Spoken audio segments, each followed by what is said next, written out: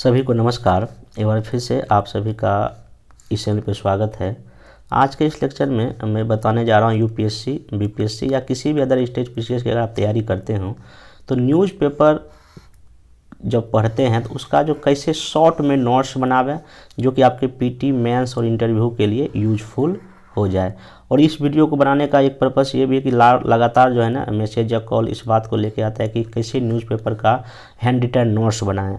और जो मैं पेपर कटिंग शेयर करता हूं अपने टेलीग्राम चैनल पे, तो वहां पे पर डे नेशनल लेवल और इंटरनेशनल लेवल का मैं जो मोस्ट इम्पोर्टेंट घटनाक्रम होता है उसको पेपर कटिंग में शेयर कर देता हूं। और बिहार स्पेशल, जिनको बिहार का एग्ज़ाम देना है, बिहार स्पेशल का भी पेपर कटिंग 2 या 3 दिन का मैं एक ही साथ जो है ना ग्रुप या टेलीग्राम चैनल पर मैं शेयर कर देता हूं। तो जब शेयर करता हूं तो कई लोगों को ये समझ में नहीं आता है कि उसका कौन सा पार्ट इंपॉर्टेंट है, कौन सा पार्ट इंपॉर्टेंट है। हालांकि मैं जो पेपर कटिंग शेयर करता हूं उसमें लिख देता हूं, ये पीटी के लिए पीटी लिख देता हूं, जहां मेंस का टॉपिक तो मेंस लिख देता हूं।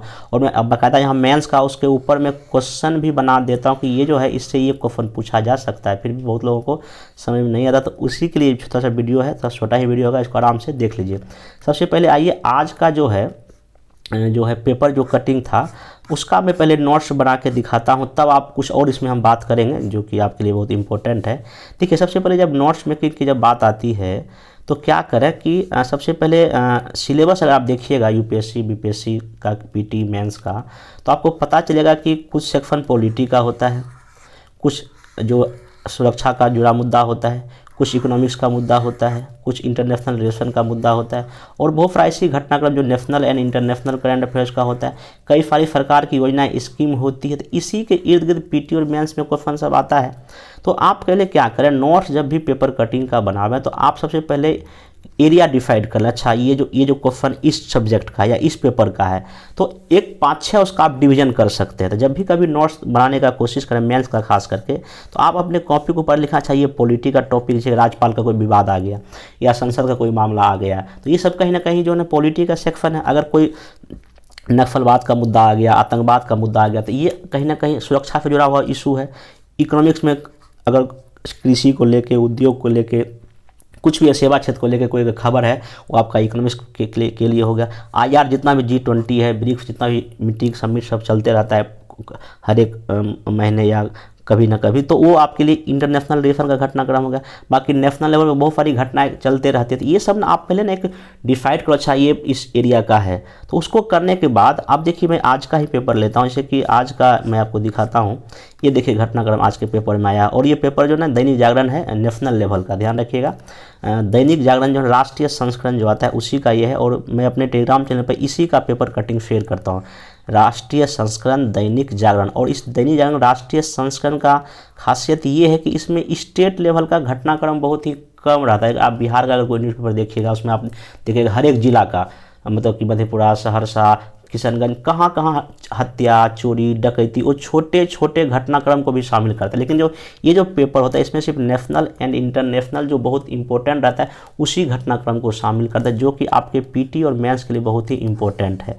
इसलिए अगर आपको पेपर पढ़ना है तो दैनिक जागरण नेशनल लेवल का पढ़ सकते हैं। अगर स्टेट लेवल का अगर कोई पेपर पढ़ना, हिंदुस्तान है बिहार के लिए, या दैनिक भास्कर है, या जो भी आपको अच्छा लगे वो खरीद सकते हैं। तो यहाँ देखिए आज जो पेपर कटिंग जो मैं शेयर किया था, इसमें देखिए एक टॉपिक आया है, इसमें कूटनीति। देखिए यहाँ लिख दिया है कूटनीति, मतलब ये कहीं ना कहीं देखिए आईआर से जुड़ जाता है। तो यहाँ पे है G20 में 2 धुरियों के बीच समन्वय भारत की सबसे बड़ी चुनौती। अब देखिए जब आप इसके अंदर को पाठ पढ़िएगा, देखिए यहाँ क्या लिखा है, राष्ट्रपति भवन के सांस्कृतिक केंद्र में गुरुवार को होने वाली G20 देशों के विदेश मंत्रियों की बैठक पर सबकी नज़र होगी। अब देखिए क्या हो रहा है, यहाँ पे विदेश मंत्री का बैठक हो रहा है G20 के अंतर्गत।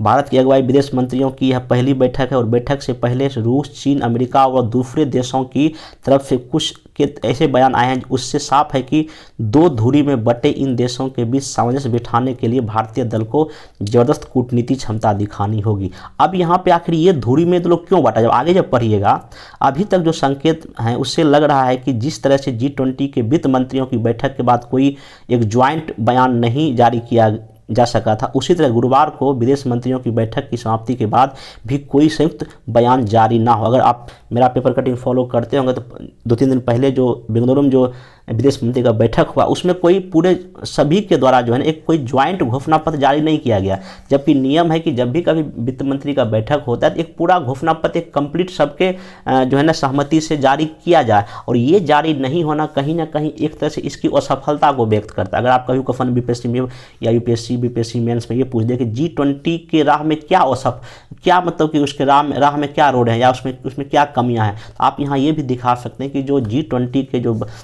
G20 के देश हैं आपस में उनको ना कई बातों को लेकर मतभेद या मनमुटाव है। आगे देखिए यहाँ लिखा हुआ है, सूत्रों के मुताबिक G20 के सदस्यों में से 1 या 2 को छोड़कर अन्य सभी तो पहुंच गए हैं, भारत पहुंच गए। अब देखिए भारत आने वाले कुछ अमेरिका के विदेश मंत्री का नाम याद रखिए, रूस के विदेश मंत्री का नाम याद रख सकते हैं, चीन का मोस्ट इंपॉर्टेंट ये लोग है, बाकी अगर नहीं भी याद रहेगा तो चलेगा। आगे यहाँ लिखा है कि बुधवार को जो एक औपचारिक रात्रि भोज में सभी विदेश मंत्री उपस्थित हों।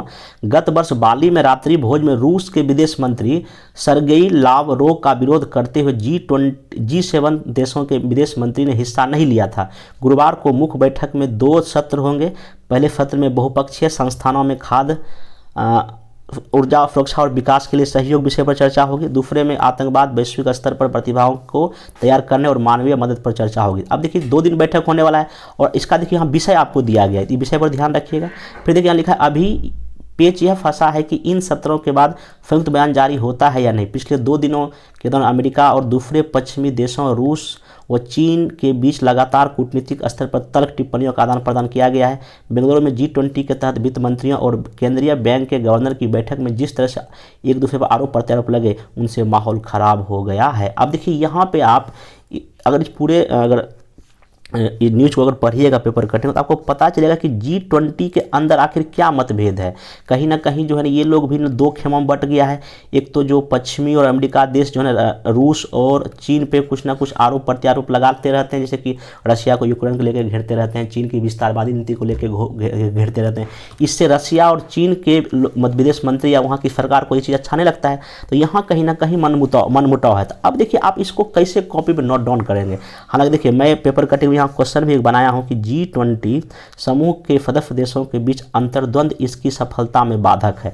अब देखिए ये चूंकि देखिए यहाँ पे इस बार जो G20 का जो मीटिंग इंडिया में हो रहा है, ये बात आप मान के चलिए यूपीएससी हो बीपीएससी आगे मेंस का जो भी एग्जाम होने वाला है उसमें से एक क्वेश्चन तो यहाँ से कंफर्म रहेगा। यहाँ तक कि ऐसे का भी क्वेश्चन यहाँ से लंबा सा आपको 1000 वर्ड में लिखना पड़ सकता है। जब तक आप इन सारे घटनाक्रम को बारीकी से ध्यान में नहीं रखें तो आपको जो चीज़ें सही नहीं होता। अब देखिए इसका कैसे इसका नोट्स बना हुआ, देखिए मैं यहाँ पे टॉपिक डाला हूँ कि G20 में 2 धुरियों के बीच समन्वय भारत की चुनौतियाँ लिख दिया। यहाँ पे मैं टॉपिक लिख दिया। अब यहाँ लिखा हूँ हाल ही में G20 की वित्त मंत्रियों की बैठक बेंगलुरु में हुआ, परंतु आपसी मनमुटाव के बाद कोई भी संयुक्त बयान जारी नहीं हुआ। आगे लिखा हूँ यहाँ ध्यान देने योग्य बात है कि बाली बैठक में भी इस तरह का गतिरोध सामने आया था। अब यहाँ मैं लिखा हूँ गतिरोध का क्या कारण है। अमेरिका व पश्चिमी दुनिया के देश ने रूस पर यूक्रेन लड़ाई थोपने का इल्ज़ाम लगाया है, मतलब बहुत सारा घटनाक्रम ऐसा बोला गया है। फिर बेंगलुरु में एक दूसरे के ऊपर आरोप प्रत्यारोप लगाया जा रहा है, ये भी मैं यहाँ लिख दिया हूँ। अब यहाँ देखिए कि जो G20 के विदेश मंत्रियों की जो बैठक हो रहा है उसमें चूंकि 2 सत्र होगा, मैं यहाँ 2 सत्र का जिक्र कर दिया और मैं लिख दिया हूँ कि पहले सत्र में क्या होगा, बहुपक्षीय संस्थानों में सुधार, खाद्य सुरक्षा, ऊर्जा पर बातचीत होगा। फिर दूसरे में क्या होगा, आतंकवाद, वैश्विक स्तर पर प्रतिभाओं को तैयार करना और मानवीय मदद को चर्चा करना। तो अब यहाँ पर मैं अगर क्वेश्चन मान लो ये पूछ देगा आपसे कि G20 के जो देश हैं इसी आपस में किस मुद्दे पर बातचीत करते हैं या इसके सामने कौन कौन सा मुख्य चुनौतियाँ होता है बात करने का, तो आप यहाँ पर ये सब देखिए, ये सब पॉइंट आप आराम से जो है अपने एग्जाम में लिख सकते हैं। तो इतना आप नोट देखिए, ये जो पेपर कटिंग यहाँ पे है, इतना पेपर कटिंग पढ़ने के बाद हमको इसमें से ना जो मैं आपको दिखाया अभी लिखा हुआ वही हमको सबसे इम्पोर्टेंट बात लगा और मैं उसको ना कॉपी पे आप नोट डाउन कर लिया। और ऐसे ही करके आप जब पढ़ेंगे तो आप नोट डाउन कर सकते हैं, ठीक ना। उसके बाद देखिए यहाँ पे एक देखिए पीटी के लिए आपको एक और यहाँ घटनाक्रम देखिए मिल जाएगा। G20 में भारत के शेरपा अमिताभ कांत है, एपीटी के लिए क्वेश्चन हो गया। तो इसके लिए मतलब अगर आप बारीकी से अगर पेपर को पढ़ेंगे तो आपको लगेगा नहीं मैक्सिमम घटनाक्रम या जो क्वेश्चन पूछा है तो पीटी और मेंस में आपको यहीं से मिल जाएगा, ठीक ना। उसका देखिए आगे यहाँ पे ये हो गया। अब देखिए एक क्वेश्चन मैं यहाँ बना भी दिया हूँ कि G20 समूह के देशों के बीच आपसी मनमुटाव के कारण की चर्चा करें। इस मनमुटाव का G20 की सफलता पर क्या प्रभाव पड़ेगा। अब देखिए इतना जो एक सिंपल सा आपने पेपर कटिंग पढ़ा और आप इस प्रश्न का आराम से 200 या 250 शब्दों में आंसर दे सकते हैं। वही कहता डेली पढ़ेगा तो कुछ ना कुछ निकल के सामने आएगा। ऐसे इसको शॉर्ट नोट बनावे और ऐसे क्वेश्चन सोचें, जब भी कोई आप टॉपिक पढ़ें, जब भी कोई पेपर कटिंग पर सोचें अच्छा इसमें क्या क्वेश्चन वो बना सकता है। इससे ये होगा कि आपके लिए ना एग्जाम के हॉल में जो है ना किसी भी क्वेश्चन को सॉल्व करना मतलब आसान हो जाएगा। ठीक, दूसरा देखिए एक और आज का जो नेशनल लेवल का इसको घटनाक्रम हम कह सकते हैं कि सुप्रीम कोर्ट ने पंजाब के राज्यपाल व मुख्यमंत्री को याद दिलाए संवैधानिक दायित्व। अब देखिए अगर आप बीपीएससी या यूपीएससी का अगर पेपर देखिएगा मेंस का, तो वहाँ राज्यपाल से जुड़ा हुआ क्वेश्चन तो बहुत पूछता है। खासकर बीपीएससी का राज्यपाल से जुड़ा विवाद एक बहुत ही फेवरेट टॉपिक है। अभी कोई AA का एग्ज़ाम हुआ था या फिर DPO किसी में, उसमें पूछा है, ये राज्यपाल का क्वेश्चन पूछा है। इसके पहले भी बीपीएससी के एग्ज़ाम में भी राज्यपाल का कई सारा क्वेश्चन पूछ चुका था। जब आप इसको, अब देखिए कहा जाता है कि पॉलिटी में आपको करंट डेटा लिखना चाहिए। करंट डेटा कहाँ से आएगा? पेपर कटिंग से आएगा। अगर क्वेश्चन ये पूछ देगा कि राज्यपाल और जो राज्य सरकार के बीच विवाद के मुख्य बिंदु क्या हैं, या हाल के घटनाक्रम से समझाएं, या जो है ना राज्यपाल एक कहीं ना कहीं केंद्र के एजेंट के रूप में कार्य करता है, तो इसका व्याख्या करें, तो आपको ये सब घटनाक्रम जब लिखेंगे, एग्जाम्पल पुट करेंगे, तो आपको अच्छे नंबर मिलने का चांस है। अब देखिए इसमें सिंपल सा क्या है कि राज्यपाल जो पंजाब के राज्यपाल और जो पंजाब के जो मुख्यमंत्री हैं, दोनों के बीच लेकर मंत्री परिषद की बैठक को लेकर कुछ तनाव हो गया था। यहाँ लिखा हुआ है, घटनाक्रम मैं पढ़ता हूँ तब इसका कितना कैसा नोट्स बनना चाहिए बताऊंगा। देखिए यहाँ लिखा हुआ है, सुप्रीम कोर्ट में मंगलवार को पंजाब के राज्यपाल बनवारी लाल पुरोहित और मुख्यमंत्री भगवंत मान को संवैधानिक दायित्व की याद दिलाते हुए संवैधानिक पदों पर बैठे लोगों को गरिमा बनाए रखने की नसीहत दी। शीर्ष कोर्ट ने पंजाब विधान सत्र बुलाने को लेकर राज्यपाल और मुख्यमंत्री के बीच विवाद के मामले में सुनवाई के दौरान कहा कि लोकतांत्रिक व्यवस्था में राजनीतिक मतभेद स्वीकार है, लेकिन ये स्तर को नीचे गिराए बिना औचित्य और परिपक्वता की भावना से होना चाहिए। आगे सुप्रीम कोर्ट का जो मेन जो स्टेटमेंट जो दिया गया उसमें ये दिया गया है, देखिए यहाँ लिखा हो गया है कि पीठ की अगुवाई कर रहे प्रधान न्यायाधीश DY चंद्रचूड़ ने कहा कि जब राज्यपाल आपसे मतलब किसी मुख्यमंत्री से कानून या किसी अन्य चीज़ पर जानकारी देने को कहते हैं तो आप राज्यपाल को जानकारी देने को बाध्य हैं, जैसे कि आपने किस आधार पर शिक्षकों को ट्रेनिंग के लिए भेजा। इसी तरह जब मंत्री परिषद बजट सत्र बुलाने का निर्णय लेती है तो राज्यपाल यह नहीं कह सकते कि वह इस पर कानूनी राय लेंगे, क्योंकि ये तो संवैधानिक अधिकार है ना। संविधान में वर्णन है कि भाई मंत्री परिषद जो भी काम करेगा वो राज्यपाल की जानकारी देगा, और अगर मंत्री परिषद कोई निर्णय लिया कि बजट सत्र कब बुलाना है तो राज्यपाल को तो करना पड़ेगा। तो ये मेनली जो है ये इस पूरे जो कल के जो निर्णय का ये मेन क्रश निकल के सामने आ रहा है। और तो अब इस चीज़ को देखिए आप कैसे शॉर्ट में इसको नोट डाउन करेंगे यहाँ पे। अब देखिए यहाँ लिखा हूँ कि राज्यपाल और मुख्यमंत्री विवाद, मैं टॉपिक डाल दिया ऐसे करके। हाल ही में पंजाब के CM और राज्यपाल का मुद्दा सुप्रीम कोर्ट पहुँचा। सुप्रीम कोर्ट ने संवैधानिक पद की मर्यादा को बनाए रखने को कहा। राज्यपाल को जानकारी देना CM के लिए बाध्यकारी है, जबकि मंत्री परिषद बजट सत्र बुलाने का निर्णय लेती है तो राज्यपाल यह नहीं कह सकते हैं कि वह इस पर कानूनी राय लेंगे। बस इतना। अब जब आप कभी मेंस का आंसर लिखेंगे तो जब कभी राज्यपाल का विवाद या केंद्र राज्य संबंध को लेकर अगर कुछ इशू आ जाए, आप ऐसे घटनाक्रम को लिख के जो ना आप आंसर को बेहतर कर सकते हैं। आगे एक और हम एग्जांपल लेते हैं। इसमें देखिए एक और है कि कल मोदी जी ने कहा है कि 2047 तक विकसित भारत बनने में टेक्नोलॉजी की बड़ी ताकत। अब देखिए ये जो मोदी जो बोले हैं इसका समझिए कि जो क्वेश्चन जो बनाएगा, चाहे UPSC BPSC जो भी क्वेश्चन बनाते हों, तो उनके वो लोग पेपर तो पढ़ते ही पढ़ते होंगे। कहीं ना कहीं ये जब बात मोदी जी बोले तो सब न्यूज़पेपर में छपा होगा, तो उनके माइंड अच्छा अगर क्वेश्चन बना तो क्यों हम यहीं से बना दें। जैसे कि BPSC मेंस का जो चूँकि जो साइंस टेक का जो सेकंड पेपर में पूछता है, वहाँ पूछ सकता है कि विकसित राष्ट्र बनने में विज्ञान और तकनीक की क्या भूमिका है। अब विज्ञान तकनीक की क्या भूमिका, तो आपको काफ़ी सारे एंगल से आंसर को लिखना पड़ेगा। फिर साइंस UPSC में पूछ सकता है। तो ये जो स्टेटमेंट मोदी जी के द्वारा दिया गया है, ये मतलब आप समझिए कि मेंस में और एसए में कहीं ना कहीं क्वेश्चन बन सकता है। और मैं यहाँ देखिए ऊपर के पेपर में यहाँ लिख भी दिया था, क्या सचमुच 21वीं सदी तकनीक का है, यहाँ एसए भी दे दिया। क्योंकि ऐसे अगर आप UPSC का अगर एसए का पेपर देखें तो इस तरह क्वेश्चन कई बार पूछ चुका है, या तकनीक वरदान है या अभिशाप है, कहीं ना कहीं उसी से जुड़ा हुआ है। तो आप देखिए यहाँ जो मोदी जी जितना भी बातें बोले हैं उसमें देखिए कुछ कुछ मोस्ट इंपॉर्टेंट आपके लिए क्या है जो कि ध्यान रखना है। उन्होंने बोला है कि 47 में विकसित भारत का लक्ष्य का सपना है, इसमें हमको टेक्नोलॉजी काफ़ी मदद करने वाली है। मैन्युफैक्चरिंग हब बनाने के लिए 0 डिफेक्ट और 0 इफेक्ट, मतलब कि 0 डिफेक्ट मतलब कि प्रोडक्ट काफ़ी अच्छा हो, और 0 इफेक्ट मतलब उसका पर्यावरण पे कोई इम्पैक्ट ना पड़ता हो। ऐसा हम प्रोडक्ट बनावे हैं जो कि 100% सही भी हो और उसका कोई इन्वायरमेंट पे कोई निगेटिव इम्पैक्ट वो ना दे, ऐसा हम कोई प्रोडक्ट बनाएंगे। और इस प्रोडक्ट को बनाने में कहीं ना कहीं साइंस टेक का भूमिका काफ़ी क्या है, ज़्यादा। उसने यहाँ लिखा है, उन्होंने बोला है कि इस काम को हमको टेक्नोलॉजी बहुत मदद करने वाली है। उन्होंने कहा कि हम टेक्नोलॉजी की मदद से प्रोडक्शन में बहुत बारी तक बहुत ही अच्छे उत्पाद लेके आ सकते हैं, तभी वैश्विक बाजार पर हमारा कब्जा संभव है, ऐसा उन्होंने कहा है। बाकी उन्होंने यही सब टेक्नोलॉजी को लेकर बात कहा है कि टेक्नोलॉजी अगर बेहतर होगा तो हम क्या कहते हैं अपना निर्यात बढ़ा सकते हैं, हम जो है ना जनता तक जो है ना सही जानकारी पहुंचा सकते हैं। जब टेक्नोलॉजी अच्छी होगी तो हमारा निवेश भी बढ़ेगा। और सबसे बड़ी बात उन्होंने कहा कि हम भारत में आधुनिक डिजिटल इंफ्रास्ट्रक्चर तैयार कर रहे हैं।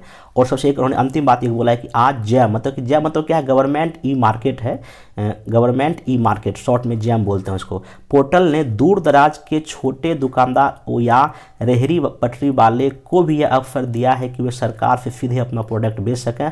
अब किसान एक ही जगह रहते हुए अपनी उपज का सबसे अच्छा मूल्य पा सकता है। तो ये देखिए कितना अच्छा है। जब गांधी जी के सपनों का, भारत का जिक्र करेंगे तो अंतिम पायदान पे खड़े व्यक्तियों को लाभ पहुंचाने में कहीं ना कहीं साइंस टेक काफ़ी बड़ा रोल प्ले कर रहा है।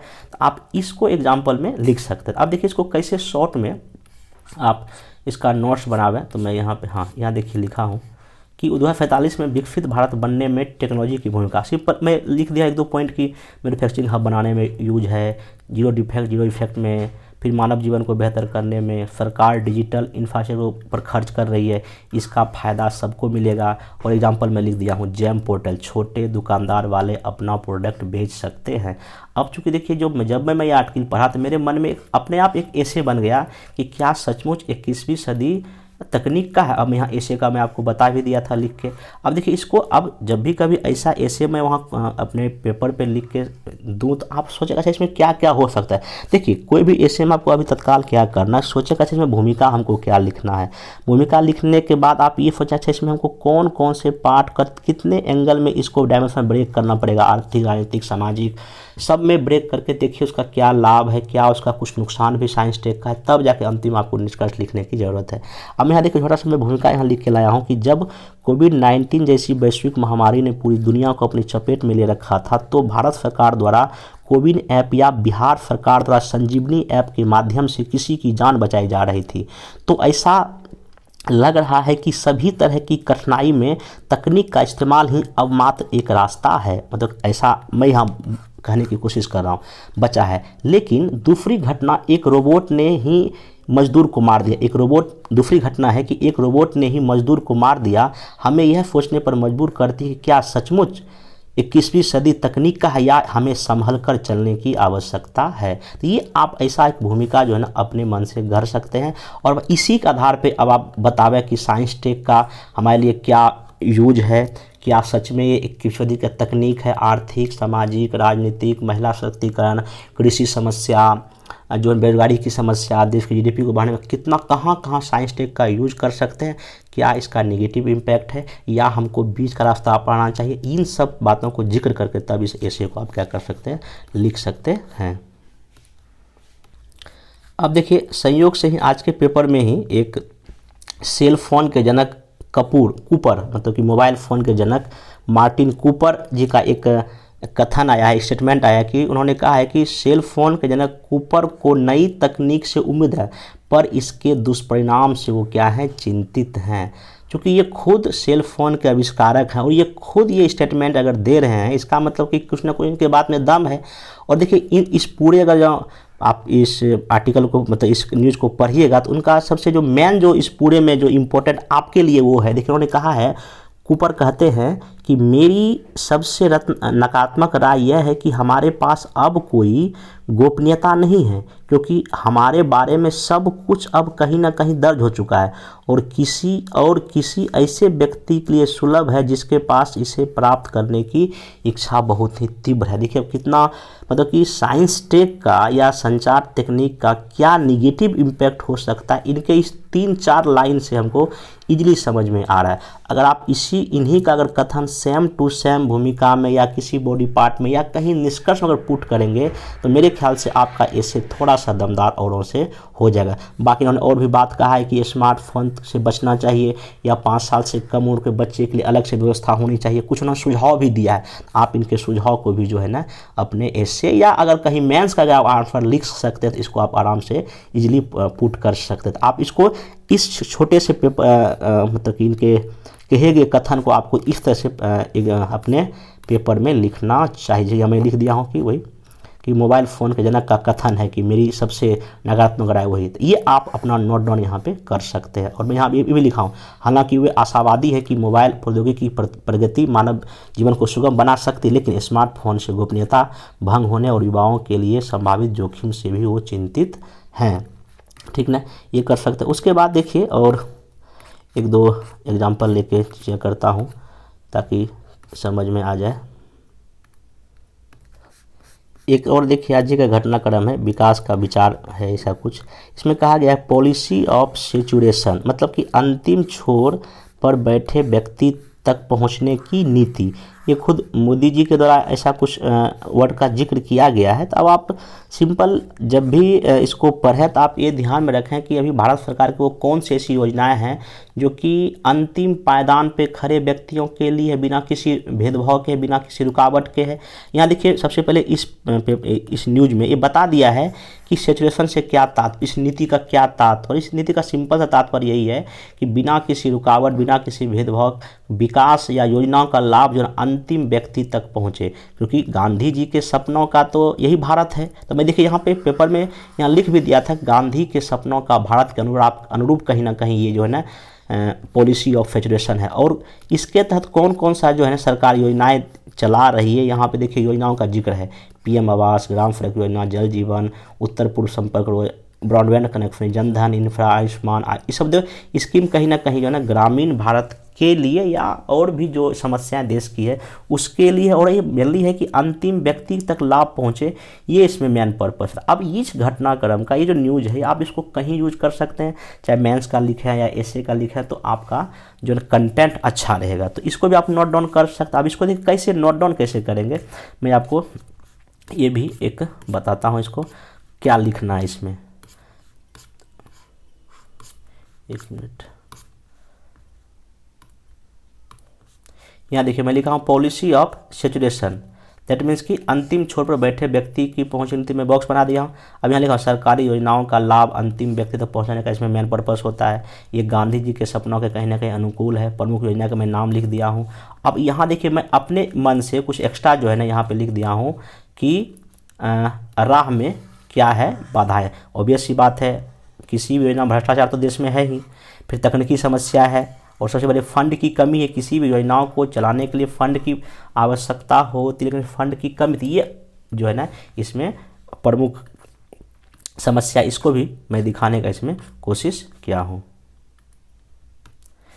अब देखिए एक और था, ये जलवायु परिवर्तन से है। तो 146 वर्षों में देश में सबसे गर्म रही फरवरी का महीना, देखिए 146 साल का रिकॉर्ड तोड़ दिया। मतलब ये सब अगर आप ये कोई अगर ये न्यूज़ को किसी मेंस के एग्ज़ाम में या अगर ऐसे अगर यूज कर देगा तो समझिए कि काफ़ी जो है ना जलवायु परिवर्तन वो आपका आंसर काफ़ी अच्छा हो जाएगा। और यहाँ पर देखिए दिया है कि लगभग 146 साल के बाद जो है ना फरवरी में 29.54 डिग्री सेल्सियस तापमान पहुंच गया, जो कि सर्वाधिक रहा है। और यहाँ भी अगर इसको अच्छे से पढ़िएगा इस पूरे कटिंग को, तो यहाँ देखिए लिखा हुआ है जो मौसम विज्ञान विभाग के एक अधिकारी बोल रहे हैं कि जो है ना इंडिया में आगे आने वाले समय में एल नीनो या ला नीना का घटना का प्रभाव रहेगा, कई जगह बारिश भी कम हो सकता है। ये सब अगर पढ़िएगा तो आपको यहाँ पे देखने को मिलेगा। तो अब इसका क्या शॉर्ट में कितना नोट्स बना सकते, देखिए इसका शॉर्ट में आप देखिए यही लिख सकते हैं कि मैं यहाँ दिखा देता हूँ।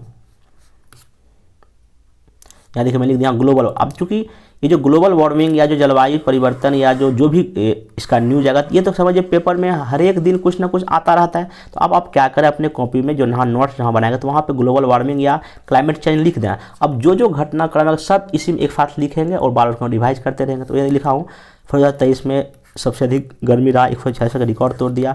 देश के अधिकांश हिस्सों में कम वर्षा की संभावना है।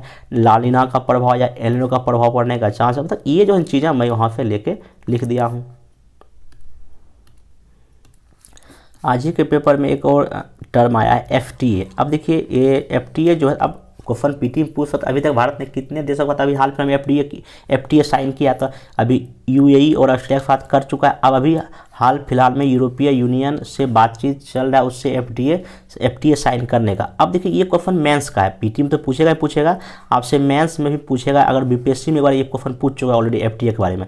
अब ये FTA क्या है, इसका क्या लाभ है, इसका क्या कमियां है, आगे की राह क्या होनी चाहिए, अब इसको आप जो है ना गूगल से सर्च करके इस पूरे टॉपिक को कर सकते हैं, मेंस के लिए आपका हो जाएगा। ठीक है, इसको भी ऐसे तैयार करना चाहिए।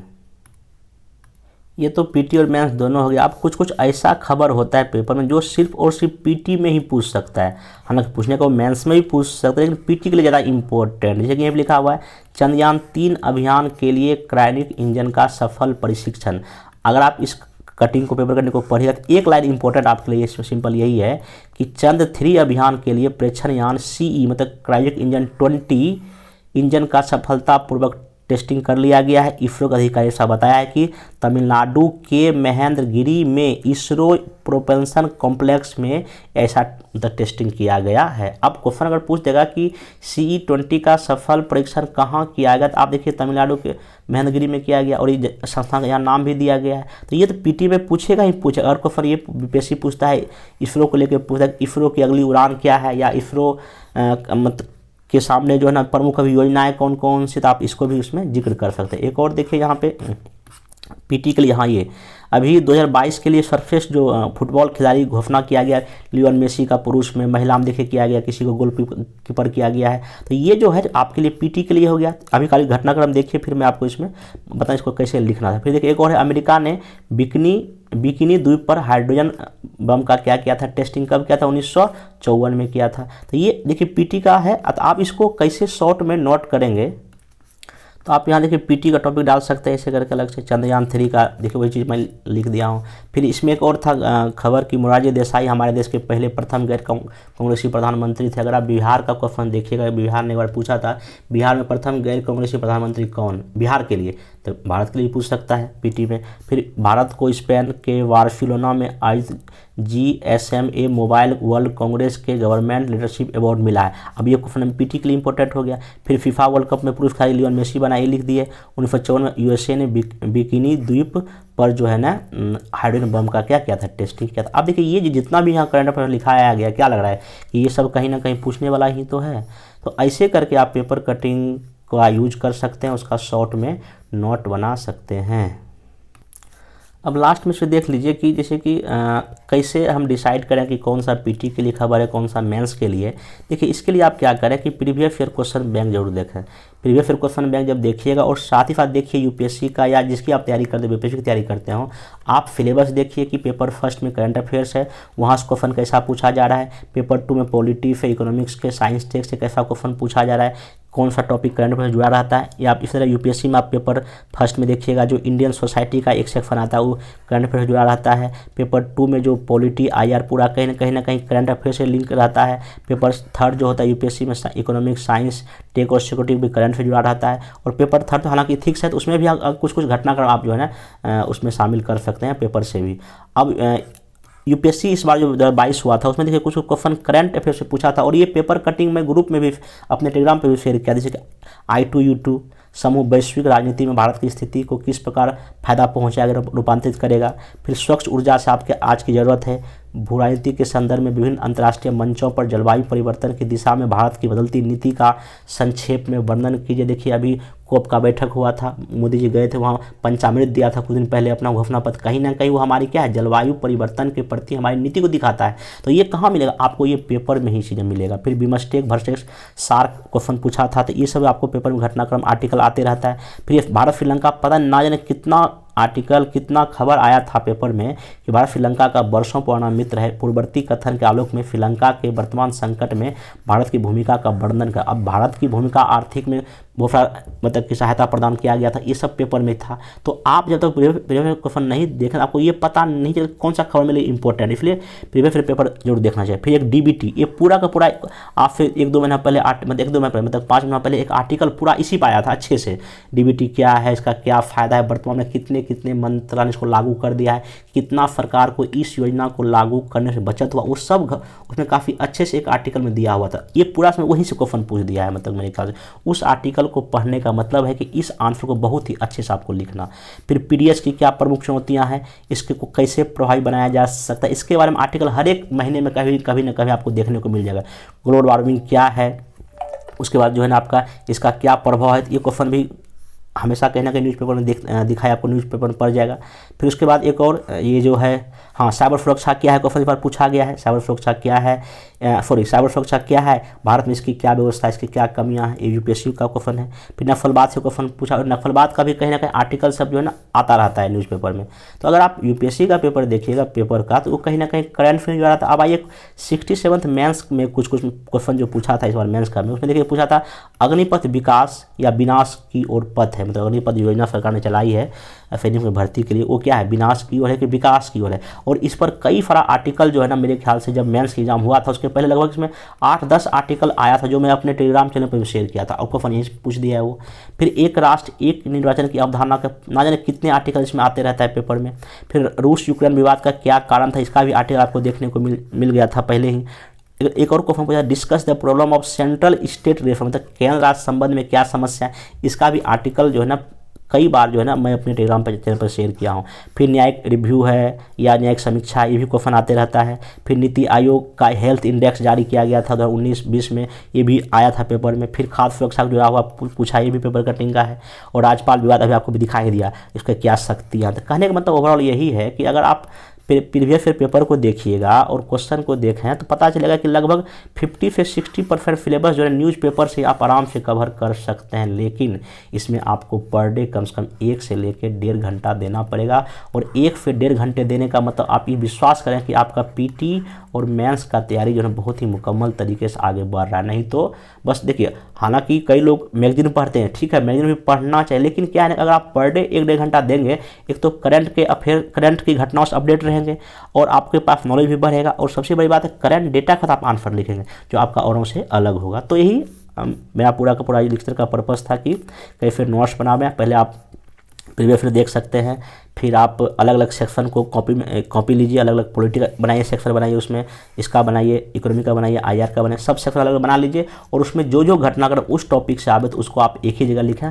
और कोशिश करिए, हमारे G20 का भी पूरा मीटिंग बैठक चल रहा है, अगर G20 कोई अगर खबर है तो उसको पहले आप बेसिक भी जान लें कि भाई गूगल कर लें G20 क्या होता है, इसमें क्या कैसे है नहीं है, उसका बेसिक भी आप गूगल सर्च करके उसको कॉपी में लिख लीजिए। इससे क्या होगा कि आपका बेसिक के साथ साथ आपका एडवांस लेवल पे भी तैयारी हो जाएगा, जिससे आपको बहुत ही फ़ायदा होगा। तो आप इसको करें, ठीक ना। बाकी आगे देखते हैं। मैं हालांकि बोला हूँ कि पेपर का जो डिस्कस करूँ यूट्यूब पर, लेकिन टाइम का थोड़ा कम ही रहता है। मैं देखता हूँ अगर हो पाएगा तो मैं इसको भी आगे कंटिन्यू रखूँगा। तो वैसे सीखें और इसका नोट्स बनाओ। और मेरे टेलीग्राम चैनल पर जो है ना आपको पर डे के बेसिस पे जो है ना आपको न्यूज़पेपर कटिंग मिल जाता है, और फिर बिहार का भी शेयर कर देता हूँ। बाकी मेंस को लेके 68-69 का जो प्रोग्राम चल रहा है, एसे का भी प्रोग्राम चल रहा है, और एसे का वीडियो भी यूट्यूब चैनल पे आपको अवेलेबल है, वहाँ से देख सकते हैं। 68-69 का मेंस का जो है ना प्रोग्राम, मेंस अटेंडिंग प्रोग्राम चल रहा है। तो नंबर नीचे दिया गया, अगर जिनको भी ज्वाइन करना आप वहाँ से पता करके ज्वाइन कर सकते हैं। तो फिर मिलते हैं नेक्स्ट वीडियो में। Thank you.